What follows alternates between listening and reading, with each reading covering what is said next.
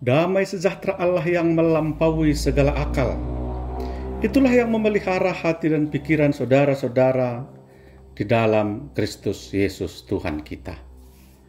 Amin. Shalom, selamat bertemu kembali kepada saudara-saudara dimanapun saat ini berada. Semoga Tuhan Yesus senantiasa memelihara kehidupan kita. Pada kesempatan kali ini kita bersekutu dengan firman Tuhan yang menjadi khotbah di ibadah-ibadah rumah tangga, sekaligus menjadi epistel di minggu ke-18 setelah Trinitatis, tanggal 8 Oktober tahun 2023. Dan adapun tema kepada kita minggu ini, Tuhan menghendaki keadilan dan kebenaran. Firman Tuhan tertulis dalam Lukas pasal yang ke-11, ayat 37 sampai ayat yang ke-42. Demikian pembacaan firman Tuhan. Yesus mengecam orang-orang Farisi dan ahli-ahli Taurat. Ketika Yesus selesai mengajar, seorang Farisi mengundang dia untuk makan di rumahnya. Maka masuklah ia ke rumah itu, lalu duduk makan.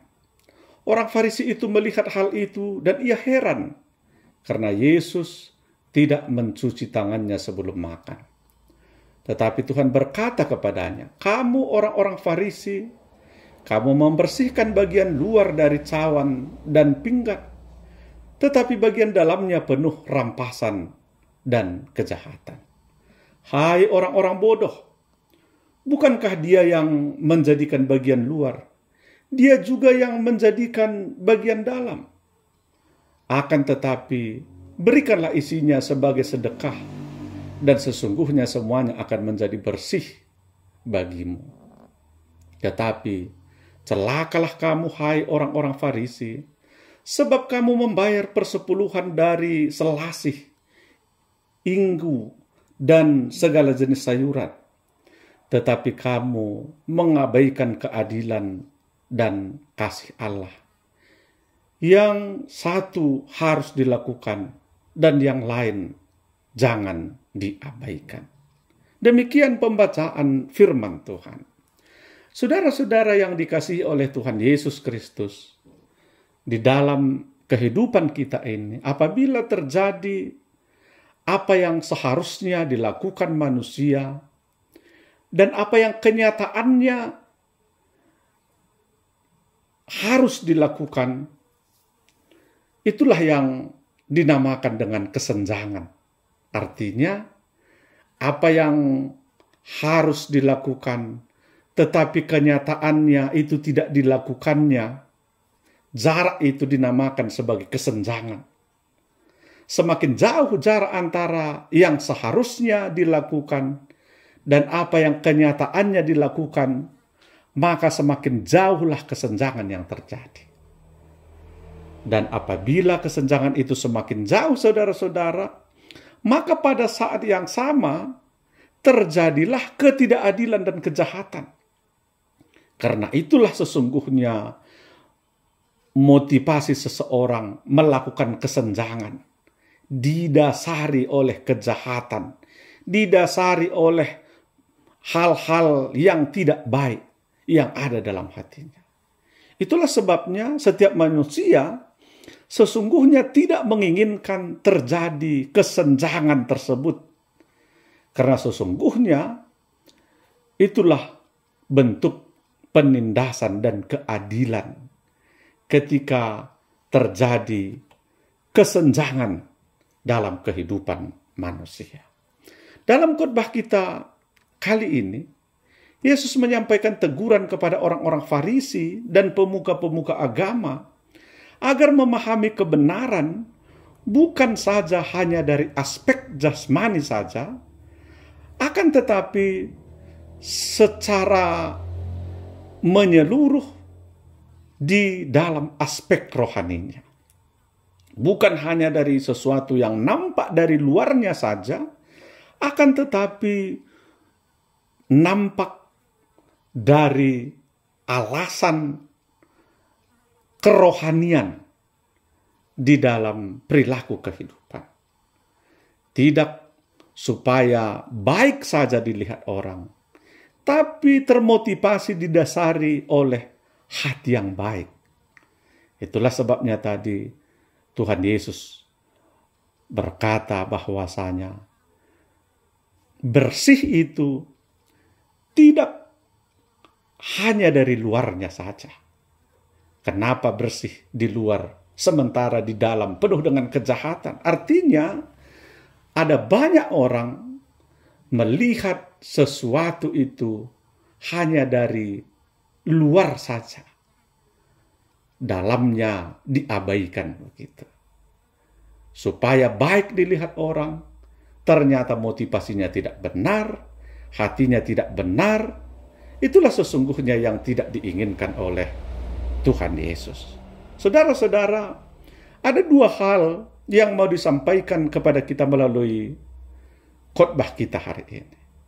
Apa yang harus kita lakukan? Yang pertama, saudara-saudara, setiap orang harus punya keberanian menentang kemunafikan di dalam kehidupan manusia. Seperti tema kita tadi, Tuhan menghendaki keadilan dan kebenaran. Keadilan di dalam kebenaran harus benar-benar terjadi secara bersamaan. Saudara-saudara, kita melihat tadi Yesus ketika selesai melakukan pengajaran, ada seorang Farisi yang memanggil dia untuk bertamu ke rumahnya.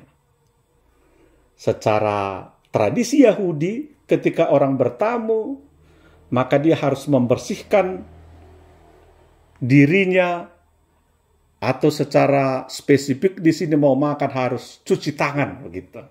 Itu menjadi tradisi, ajaran dalam kehidupan mereka. Tapi apa yang terjadi, saudara-saudara? Yesus tidak melakukannya. Dan dia atau orang Yahudi ini merasa itu tidak pantas. Tapi kita melihat di sini dengan berani Yesus menegur mereka. Sebenarnya Tuhan Yesus tidak mau mengatakan bahwasanya dia melanggar tatanan yang berlaku dalam adat keyahudian, saudara-saudara. Tapi yang mau Tuhan Yesus ajarkan, yang mau disampaikan agar tidak terjadi kemunafikan dalam kehidupan mereka.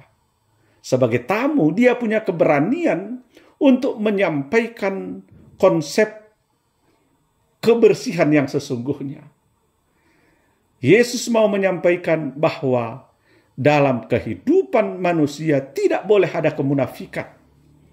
Jangan di luar nampak bersih, tapi di dalam ternyata penuh dengan kekotoran. Jangan sampai dalam kehidupan manusia di luar kelihatannya baik sekali, tapi dalam hati terjadi kejahatan yang pada akhirnya membuat mereka melakukan ketidakadilan. Saudara-saudara, bagaimana dengan kehidupan kita hari ini? Ketika kita berada di lingkungan kehidupan yang penuh kemunafikan, apakah kita berani seperti yang Yesus lakukan dalam konteks khotbah kita ini? Dengan berani Yesus menegur kemunafikan orang-orang Farisi dan pemuka-pemuka agama. Dengan berani Yesus menentang agar mereka melakukan hal yang diinginkan oleh Tuhan. Di tengah-tengah kehidupan keberagamaan kita hari ini, ada banyak orang tidak lagi berani menyampaikan hal yang benar, tidak lagi berani menentang, menasehati orang yang melakukan kemunafikan dalam kehidupannya.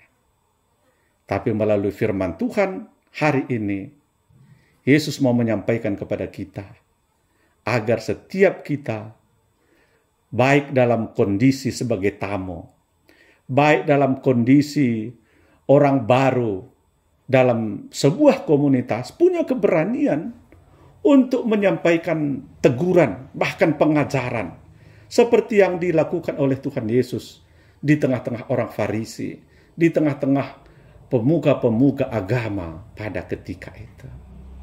Itulah yang diharapkan kepada kita, agar setiap kita punya keberanian dalam menentang kemunafikan, dengan menyampaikan pengajaran, dengan menyampaikan konsep iman yang baik di tengah-tengah lingkungan yang penuh dengan hal-hal kemunafikan di dalam kehidupan kita.